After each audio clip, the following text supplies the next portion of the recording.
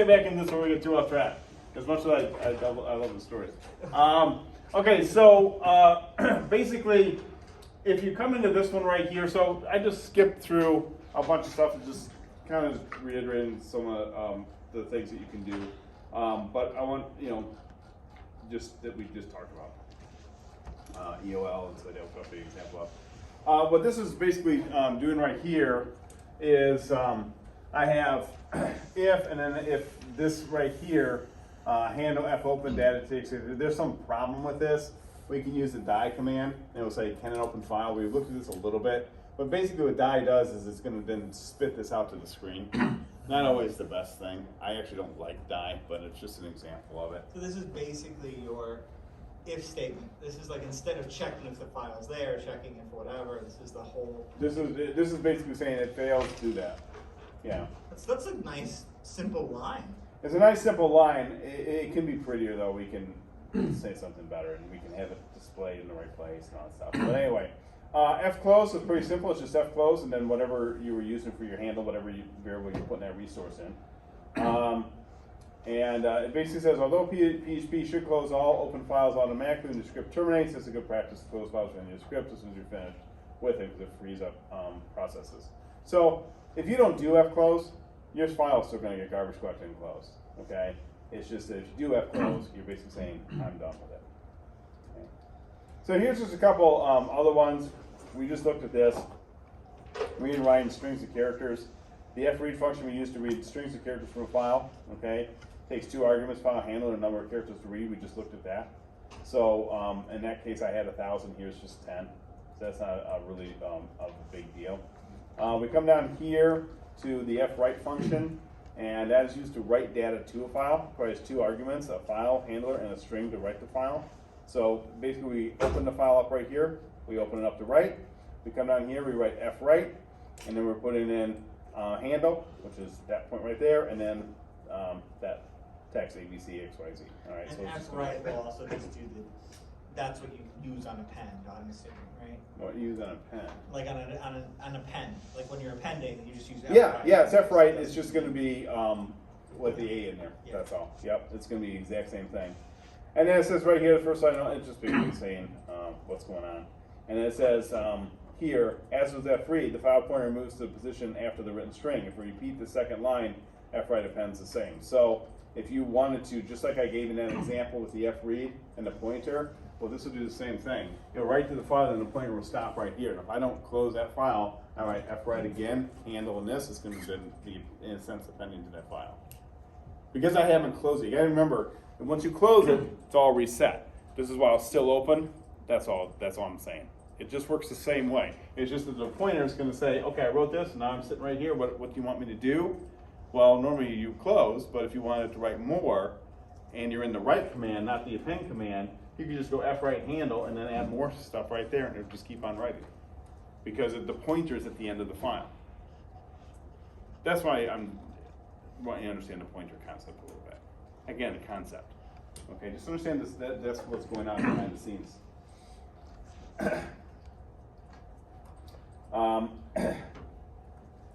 You can limit the number of characters that you're writing. Okay, so the third argument, this function stops writing after that many characters. So basically fwrite handle, and then we have 4. So it's going to be basically, it'll just do ABCD. That's kind of stupid. Why you didn't want to do that? I can see some reasons. This is using the end of file, and so this is doing a while loop. And so I have this file, hello world.txt, be whatever.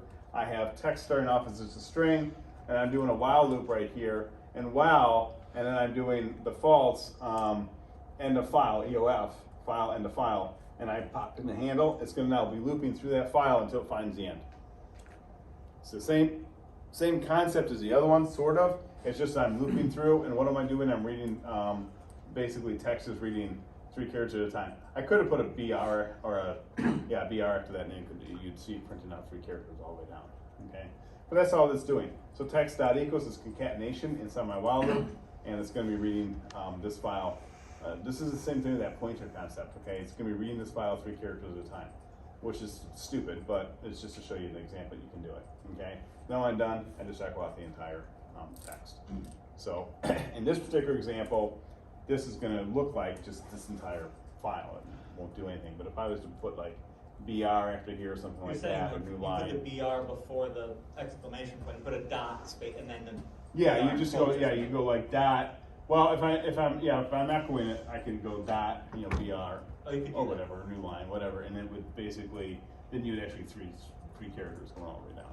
It would just do that. In this case, it's just going to whip it through. But again, it's just an example to show you, and this basically contains the just somewhere else. Not going to be very much. But basically, it's just to show you how you can use the end of file. Because sometimes the end of file is good when you just want to dump the whole thing, okay? And loop through for whatever reason, there's where you can do it. Reading and writing entire files, okay? So you have two other methods that you can use. You have file, okay, for reading a whole file into an array without needing to open it. And then file get contents and file put contents. This one is actually, I like this one. This is like a dump. It uses memory because there's a big file, so it's going to dump the whole thing. But basically, I like it. And it basically says for reading and writing files, contents of a file without needing to open it. So this is, to me, a little bit more down there. So basically, file reads a file into array, like we said. We come into lines equals file, home, creates my file txt or whatever it is, and then basically it's going to be just coming down where it returns right here. It says an array containing the lines of the files. It's going to be reading every line, put it into an array. Not a big deal. We have some optionally use some flags. The second parameter. Look for file in the include path, which would be something you set up in the Linux. You're going to have it there. Remove new line characters at the end of each line in the array. Ignore empty lines in the file. So there's a couple of these little flags that you can put in as a third parameter to this thing, or as a second parameter. Which is kind of like here. Okay, lines equals file my text file use include path, and then or right there. Skip the final two lines. You can actually combine them both together using booleans. Again, this is pretty kind of simple stuff, so I'm kind of going through it a little quicker. This is using the web example, but I have problems with that. File get contents. This is probably my favorite right here. File get contents. This is just beautiful because I run it just the way it is. You can open and read a file. This is just a file dump. Okay. So file get contents, my file is going to take all that dump into a variable. Now obviously, if my file is some huge file, which would be, for text would be pretty darn big, but I'm like opening up, the Moby Dick novel on my computer. Don't know what it would do for memory with that, okay? But the thing is for the most part, that's what it's going to do. I don't have to, by the way, put it into a variable. I can just echo it. Do the same thing. It'll just spit it right there. Or I can put it into a variable and do something with it. But this is actually really good. Because it's just returns. So you can literally just say echo file read That's contents and it'll just dump It'll it. just Okay, dump I it. see. Yeah. It's So just then- a dump. It's just going to say, read this file, dump it. And it will say, okay, I'm going to read the file and dump it. So is there an easy way, once it's in that variable right there, to just loop that variable based on lines, or loop that variable? Yeah, you could do Like that. Walmart and end a variable or something like that? Yeah, you could go through and start looping through it on a certain number of characters or whatever you're trying to do. Sure. But you can do some of those operations with just using file. So Yeah, no, I'm just curious. Once it's in that format, if there is a way to. yeah, it's Let's, like, basically talk it's just a pretty dump, easily. and then you could just parse it through any way you wanted. But you could do it. Again, you can use the file include path, and then there's file put contents, which I really like. Though this is where you can also read parts of it, like right here. So we have, I think I have it written. Yeah. The example reads 23 characters for my file starting at character 17. So this is the position we start at, and we're going to go with 23 characters, for whatever reason. File put contents. That's right here. Okay, so numchars, file put contents, my file, my string. Kind of goofballish, but what we're doing is we're just doing, instead of get contents, we're put contents, and where we're going to put it, we're putting it into my file, we're going to add Well, in this case, it's a variable called myStream, so it can contain whatever. So what this allows me to do is very quickly dump some stuff to a file. Okay, or I should say very quickly write stuff to a file. So instead of open and F-write, I can just go file, put contents, my file, what I want, done. Now that will overwrite though. Bless you. Thank you. It will not append. So this overwrites, this doesn't append. It doesn't put contents. It's just that these are down and dirty. Instead of doing the file open, file write, and file open with the read write and all that type of stuff, RWA, you can basically just do quick dumps like this. Depends on what you want to do. Okay, but that's what file put contents will do. And then myStream is just a variable, whatever text you would have. Or you can write the text right in there. You don't have to put it into a variable. It takes this as a string, so you could write a string right here and write whatever you want. That's what that's doing. Okay, so it's just going to basically do, in this sense, a dump to the file.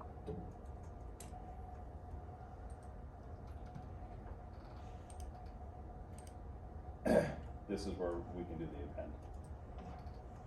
Lock the file before writing to it. Okay, so these are third parameters that you can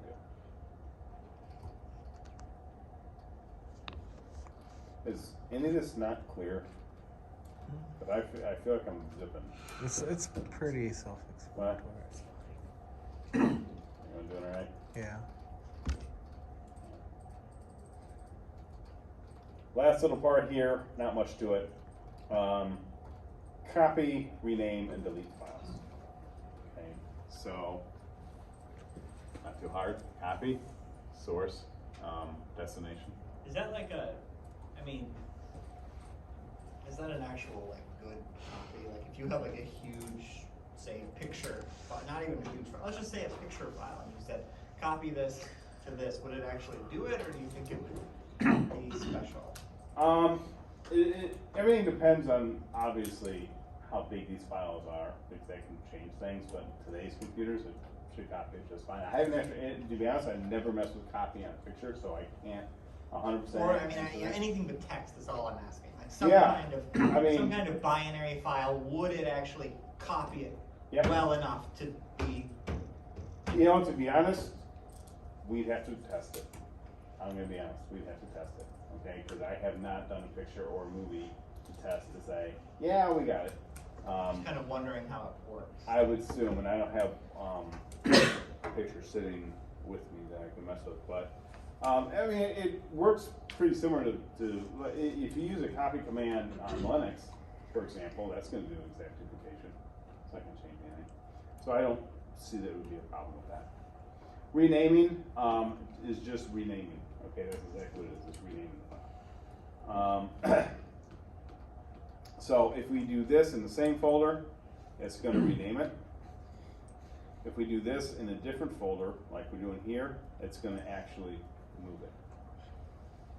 And that's exactly the way Linux works too. So this is a weird one because you say rename, and if you do something like this, it's actually going to move. Okay, because you got two different locations here. If you do rename and you have this to this, it's just going to rename whatever this was to this. Rename is different than copy. Rename is not copying. Renaming is taking whatever that file is and naming it something else. And when you have a different file location, even though you're using rename, that's where it gets a little funky, but it's going to actually move it. Linux does the exact same thing, only it uses the move command. If you go MV and you just change your file name, it's going to just rename it.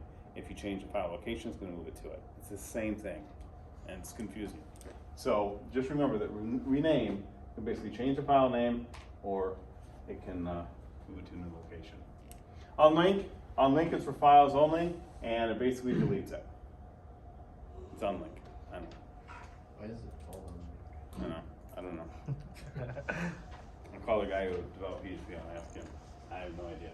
I think I have seen unlink used somewhere else though. Couldn't think of what language I saw. Is it like for deleting links? No. The only thing I can think of is that you have a file that's pointing to a memory allocation, and maybe that's what they're breaking. I'm not sure. I'd have to look why we're doing that. Just saying. Okay, that does it for this, except for your assignment, which you guys are gonna love. And next week we're gonna be looking at MySQL. Now I want to talk about real quick, just so you guys know, especially you guys went through the database class. This MySQL chapter right here is a very top level explanation of relational databases and some basic SQL commands. It's not designed to replace the 15-week course we have on database here or even touch that, okay? It's really, so those of you who've gone through that class, you're gonna read this chapter and be like, wow, because I just basically say, okay, here's a top level look at some SQL stuff, what we're gonna do, and that's what we're gonna do next week, okay? So we're gonna start changing the game up, because now we're gonna get into this, and then after this, we're gonna get into PDO, and we're gonna start doing a lot of stuff with databases. For the record, the class is, well, it's a boring subject in my opinion. The teacher's interesting, but a little much for some people. I loved him, but he's a very, it's a very interesting class. Like right when I told somebody I took it, they were like, "Oh, you took that class with AJ?" And I was like, "Yes." So it's a very, you'll have a very, you know, I don't know. It's an interesting. It's worth taking, but what was it? Sometimes intense. Okay. But he's good. Let's flip over here.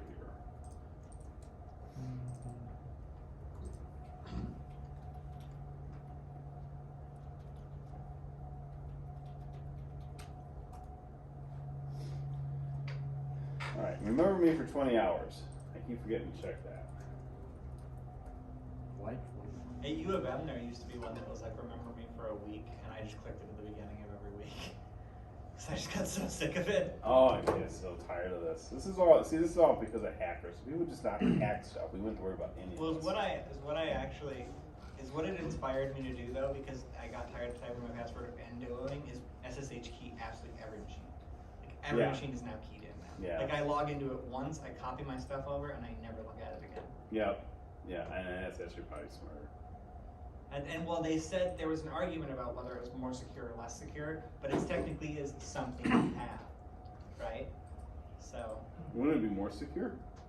Yeah, it is. Well, there's an argument because now you're bypassing because with Duo it's something you have, it's something you know, right? But the SSH key is just something you have.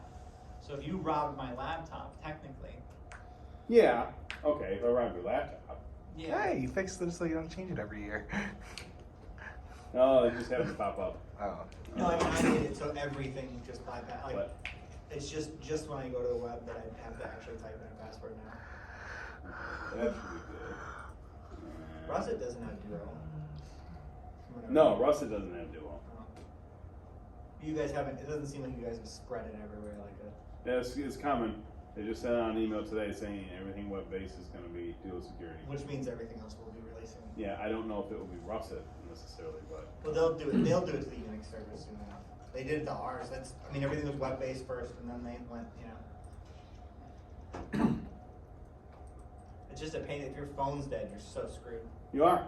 That's what I don't like about it. It's like if this gets stolen or lost or whatever, I'm not getting into anything. Or if you have ADD and you look at your phone and then you're like, oh, I have all these other notifications. Let me look at this for the next 5 minutes instead of do work. I feel that. No, I mean that happens literally it used to happen like every day before I fixed it all. Like. Okay, here's our assignment 5. Here's what we got to do.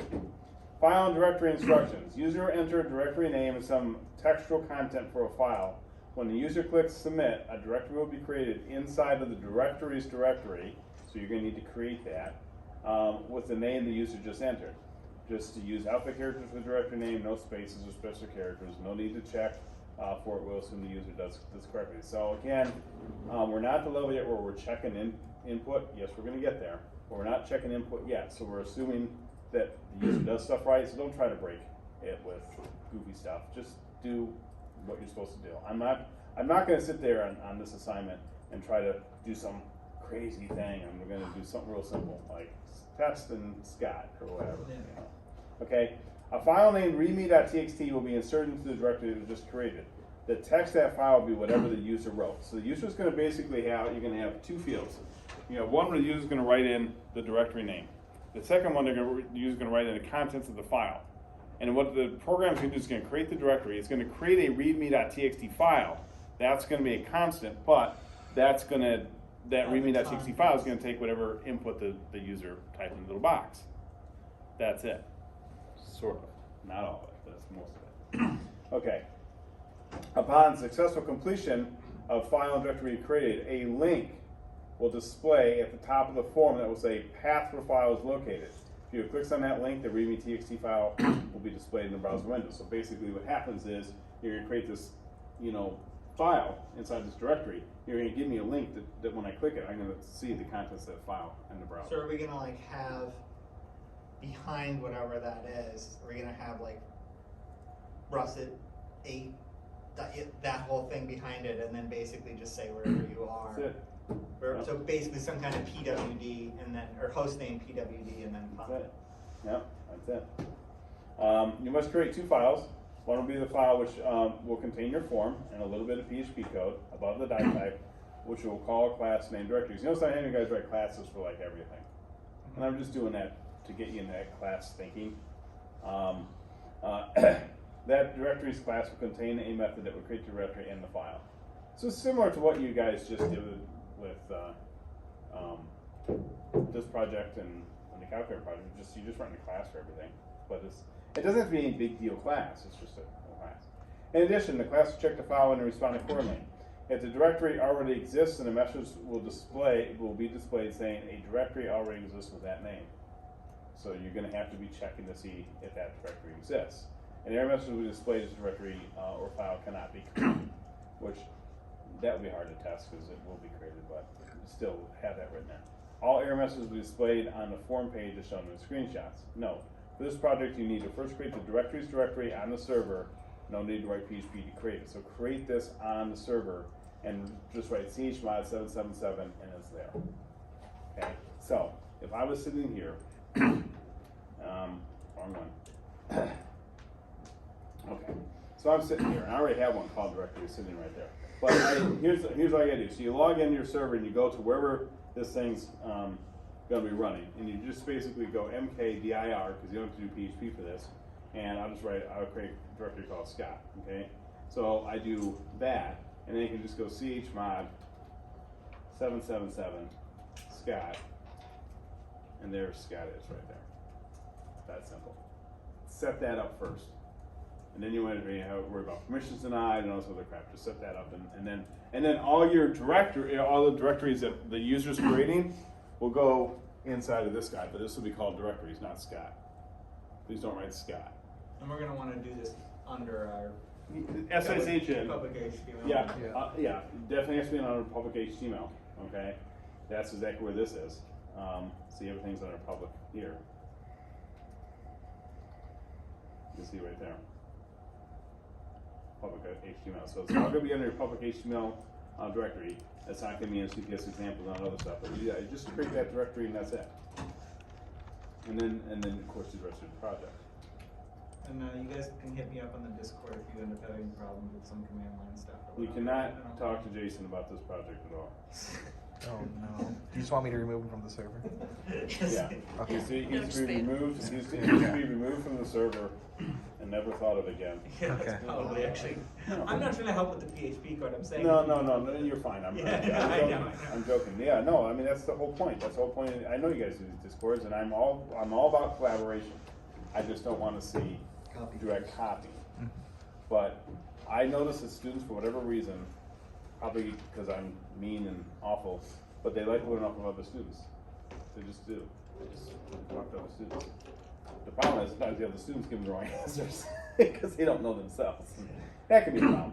But when it comes to server stuff, Jason's not going to steer you wrong. I don't know everything that you know how to do, but clearly, But with this, clearly I'm you not. know what's going on. Yeah, this I'm not even. Yeah, I'm I just really saying, don't. if you run into something and you're like, "What the hell?" I have the PH, but the Unix stuff. I'm like, I'll just. So here's kind of what the form's going to look like. Oh, Okay. very similar. And then you basically type in a folder name, file content, and I hit submit. The directory already existed, so it's going to say that. Okay. And then this is, I typed in the folder name and the file content, and then here is a link that if I click on this, it's going to open up a new web page. Okay. And show me. Oh, it's gonna pop over the link. Yeah. Okay. That's kind of cool. It actually is pretty cool. Let me just see, because I didn't see it in here. I must have eventually took it out. But your link in general is going to be something like, and you can take a picture of this if you want to. I'll just put it here. I'll probably send it out as an announcement. But it'd be something like P for, let me. Okay. So, alright, so it'll be inside like a paragraph link or something like that. And it'll be A href equals, and then in the quotes here, this is going to be the path to your file. So that's where the HTTPS routes it and all that type of stuff. That's what you're going to need there. And then what I'd like you to add is, I won't mark it down if you don't, but I'd like you to target equals underscore blank. What does And that do? that will do is it will force it into a new tab. Oh, Oh, okay. sorry. Oh, that's kind of cool. It's very cool. So you click on it, boom, new tab opens up, and that shows your contents. Oh, so because it's on Russet, we probably don't want an absolute path. We probably just want the Relative? relative. Yeah. You can do an absolute path. You could write the whole. You know, Yeah. it'll be fine. Because you're going to be doing the HTTP. I think if you don't do TPS, I don't think you have to It necessarily. should but- redirect. Yeah. Most people have it written. But anyway, I and then this is going to be the text that I want you to write, which is what in my screenshot. I'll do my instructions too, but path for file is located, so that is what you're going to write right here. Path to where file is located. That's what I want. And then when I click on that link, it's going to open up a new tab, hopefully. If you guys don't do target equal blank, I'm not going to jump up and down about it. And then it's going to show me, basically, I'm going to read whatever I wrote to go in there. It's going to show up on the screen. There's no doc type stuff or anything. It's dumping that text file out is what you're doing. Okay? So you're just accessing that text file. All right? Let me do something real quick. Give me a second.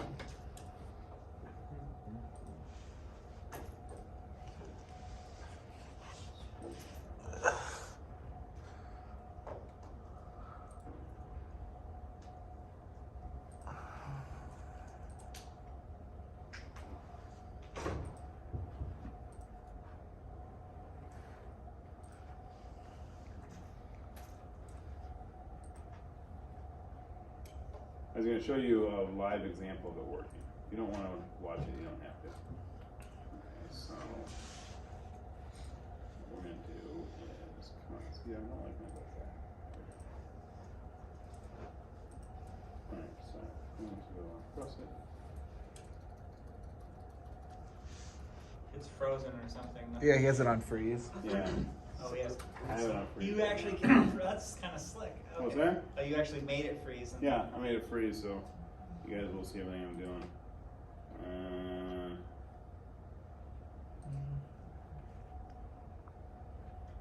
I didn't notice the big freeze. You could have made that graphic cooler and maybe like have some ice on, whatever. Here's the assignment. Okay. Not like you can't see where it's at, but it won't do you much good anyway. So if I create a folder named, say, Scott, okay, and I put in this file contents, this is a test. I do something like that, okay, and I click submit. It says file and directory is created. You click that, boom. Now here, you know what? I didn't do my target thing. I should have. I will. I'll change that and fix that. But they say that's what I'm looking for. And then I can tell right off the bat whether it did it because I can read right here. I wish more websites did that, because usually I have to like right click the link and then. Yeah, you know what? I didn't do it on this, but if you guys want to do it. I'll update my homework because normally you just do that. Right. Yeah. That'll work. Okay. Well, so are you gonna just send us that line that we were gonna? I can send you that line in. It's an easy. I mean, it's an easy enough line. That Yeah. it's easier than me googling it. Is basically. She's taking I'm not pictures. gonna memorize it. Exactly. For my assignment. Exactly. I mean, that's all you're. It won't. gonna It won't. see. It won't do you any good because you can't see any source code. Yeah. So. No, I know, but but I mean that line is still He's like, that one the line path is where still- files Being located able to see thing. it also is very helpful. Yeah. Like, I know the screenshot's the same thing, but Yeah, so I'm just showing you to see, because I want you to see, that's all test is. So if we were to,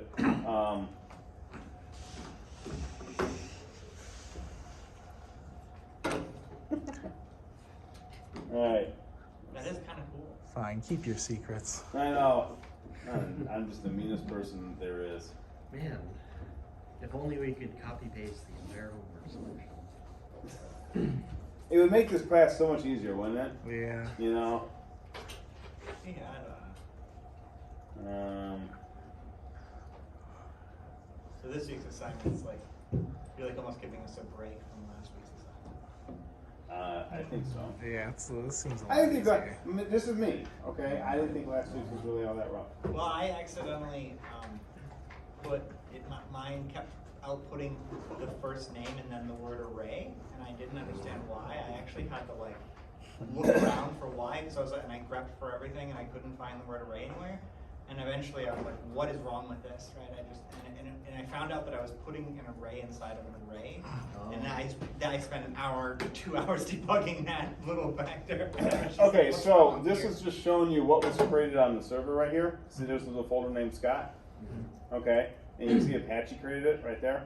There's the date and time it was created, and then if we LL into Scott, there's the README file right there, and if we cap that README file, well, Scott README. This is a test. This is exactly what was on there. Makes sense. No, I actually appreciate the more challenging assignments, because I remember like week 2 or 3, it took me like half an hour to do them. It was really Yeah, they're going to start ramping up a little bit. Okay. You know. Well, this last one, I mean, I'm not complaining about the easiness.